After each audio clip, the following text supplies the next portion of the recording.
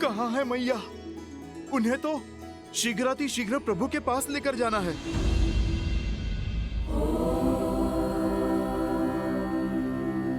जगत पूजे जगत वंदे सर्वशक्ति स्वरूपिणी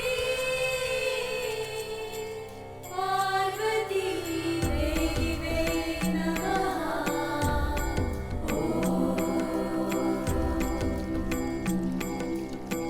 महालक्ष्मी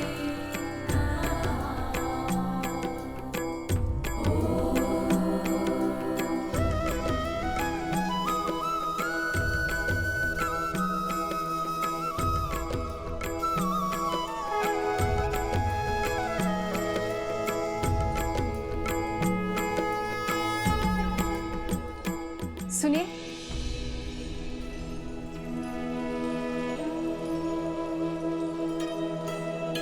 जी,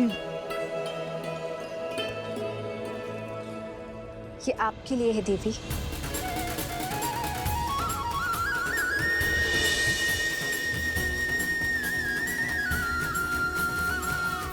आप मुझे जानती हैं? जिन देवी सीता ने स्त्री की पवित्रता और साहस को नई परिभाषा दी, उन देवी सीता को कौन नहीं जानेगा। ये पवित्र सिंदूर है।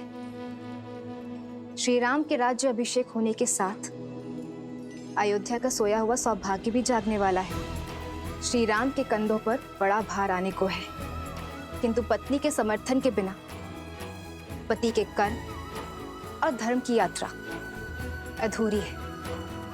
ये सिंदूर आपको सबल करेगा, अपने पति का संबल बनने के लिए भी और आने वाले कष्टों का सामना करने के लिए भी। धन्यवाद। पर आप गौरी माँ से आशीष मांगा था ना, तो समझो ये उन्होंने भेजा है।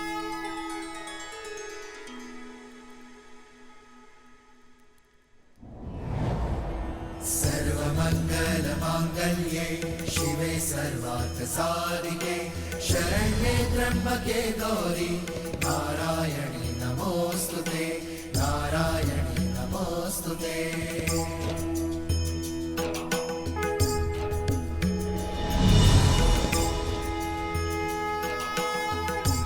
ये क्या माता, दान देने के दिन में आप दान ले रही हैं? ये दान नहीं, प्रसाद है हनुमान। अच्छा माता, पर प्रसाद तो खाया जाता है ना। आपने मस्तक पर क्यों लगाया? क्योंकि इसका यही कार्य है। जब पत्नी अपने पति का नाम लेकर आज्ञा चक्र पर कुमकुम से तिलक लगाती है, तो उसका मन उसके साथी के साथ जुड़ जाता है। वैसे ही जब मांग में पूरी आस्था और विश्वास के साथ ये सिंदूर लगाया जाता है, तो एक स्त्री का जीवन उसके पति के साथ बन जाता है। माता, ये तो बड़ा कठिन विवरण है। समझो, इसे अपने मस्तक पर धारण करने से श्री राम की आयु बढ़ती है, मन में उनके लिए प्रेम बढ़ता है और समाज में उनकी प्रतिष्ठा। क्योंकि मेरे मन में केवल श्री राम है।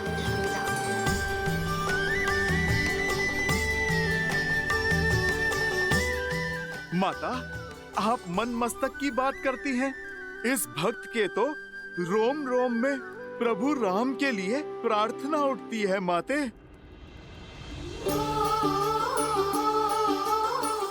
किंतु यदि मैंने अपने पूरे शरीर पर ये सिंदूर का लेप लगाया, तो ये समाज मेरे पति का उपहास उड़ाएगा, मेरे प्रेम पर हंसेगा।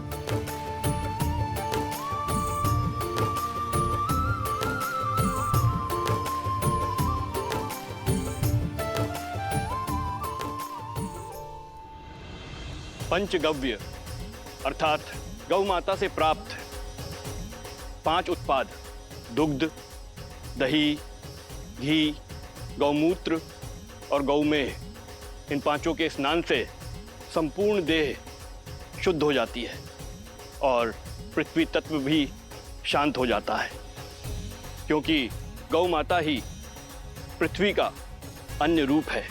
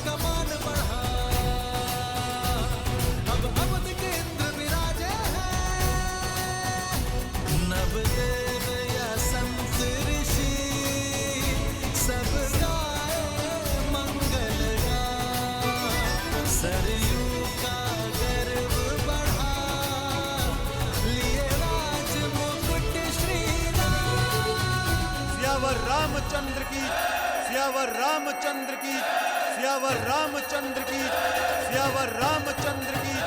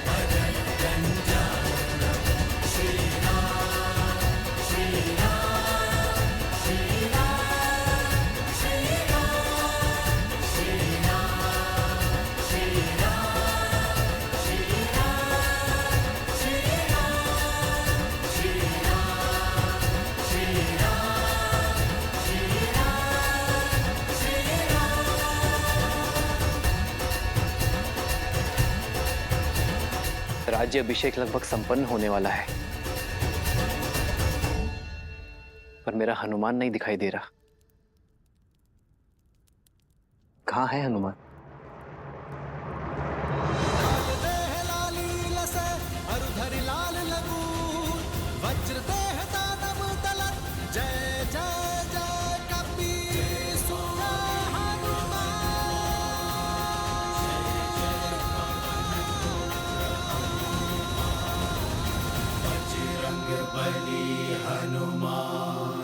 जय जय महाबली हनुमान।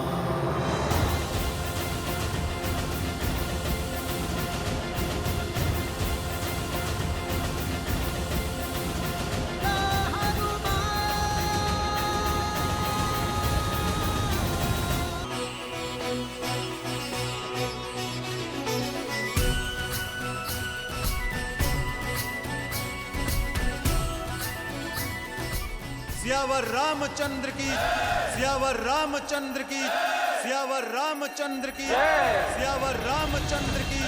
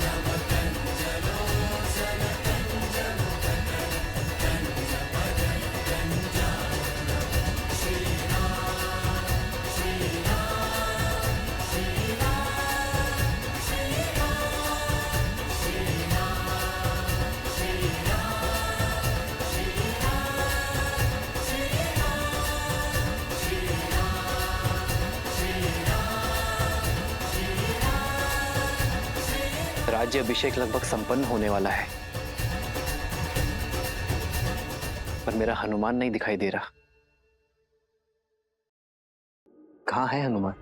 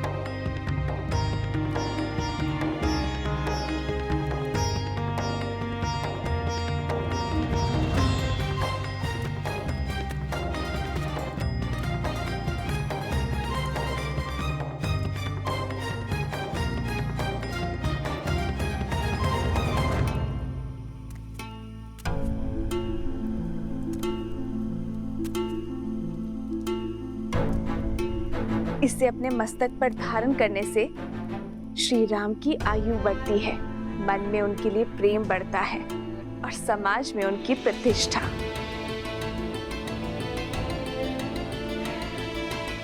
माता, आप चिंता ना कीजिए।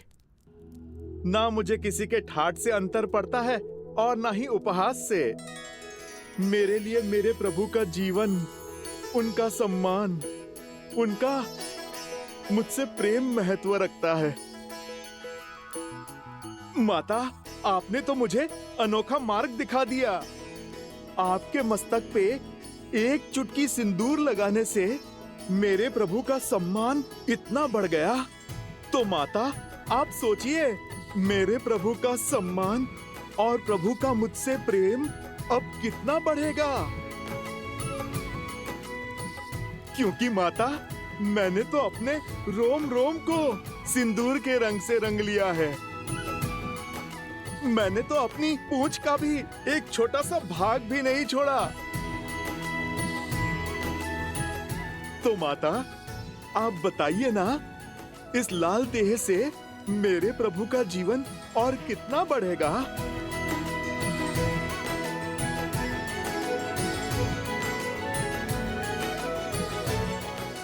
तुम्हारा प्रेम, तुम्हारी श्रद्धा, समर्पण अनंत है, अमर है हनुमान।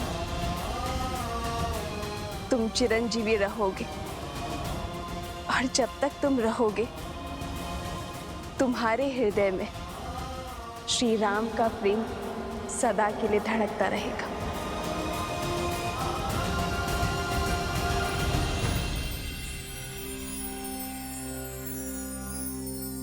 श्री गुरु चरण सरोज रज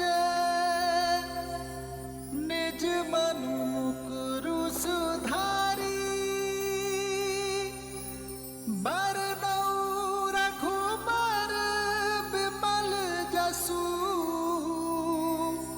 जो दायकु फल चारी।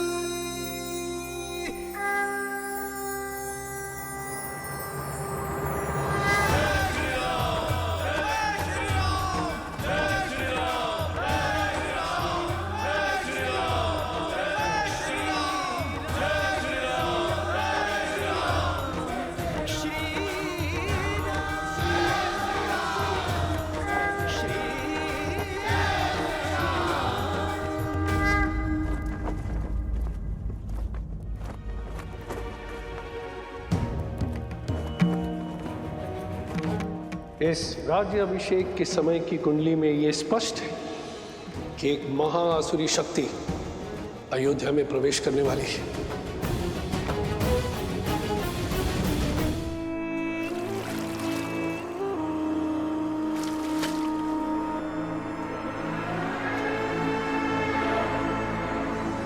राम, न तुम जीते हो और ना ही ये युद्ध समाप्त हुआ है। युद्ध तो अब पूरी तरह आरंभ हुआ है। मैं तन पर वार नहीं करूंगा राम, मैं मन में घुसकर वार करूंगा। बोलो, कैसे करोगे मेरा संहार? रावण की नाभि का अमृत सूख गया, किंतु प्रजा के मन के विचारों का मैं कभी नहीं सूखता। उसका सामना कैसे करोगे?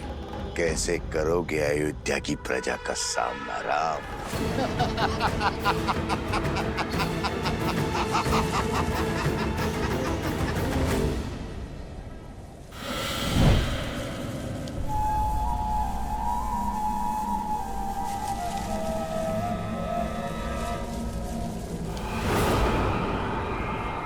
भूल हो गई मुझसे, जो आपसे सहायता की आस कर बैठी मैं, आपके द्वार पर प्रतिशोध की भिक्षा मांग बैठी मैं। अपने हाथ पे हाथ धरे देखते रहे और वहां राक्षस राज्य का अंत करने वाला वो राम, उसका राज्य अभिषेक हो गया। पराजय है ये आपकी।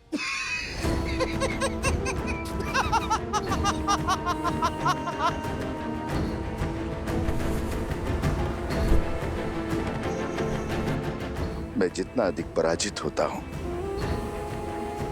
मेरा विजय पर उतना ही विश्वास दृढ़ होता जाता है। जानती हो असुर सदा पराजित क्यों होते रहते हैं?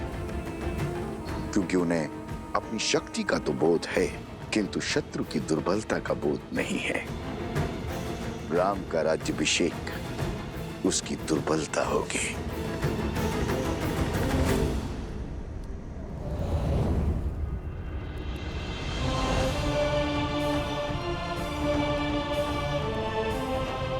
प्रणाम आचार्य। प्रणाम महर्षि। राज्य अभिषेक की कोटि कोटि बधाई हो अयोध्यापति, किंतु हर बधाई के साथ एक चुनौती जुड़ी होती। आपने पापियों का संहार तो किया, पाप का नहीं। दशानन को मारा, मगर उसकी सोच को नहीं।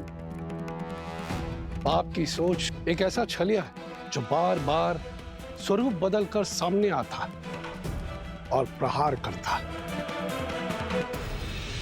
मैं वार करूंगा तो राम प्रतिकार करेगा। मैं युद्ध में विश्वास नहीं रखता, मैं 1000 छोटे छोटे घाव में विश्वास रखता हूं, और वो घाव मैं उसे नहीं दूंगा, उसके अपने देंगे। और जब घाव अपने देंगे तो लाचार होगा और पीड़ा भी अधिक होगी। अर्थात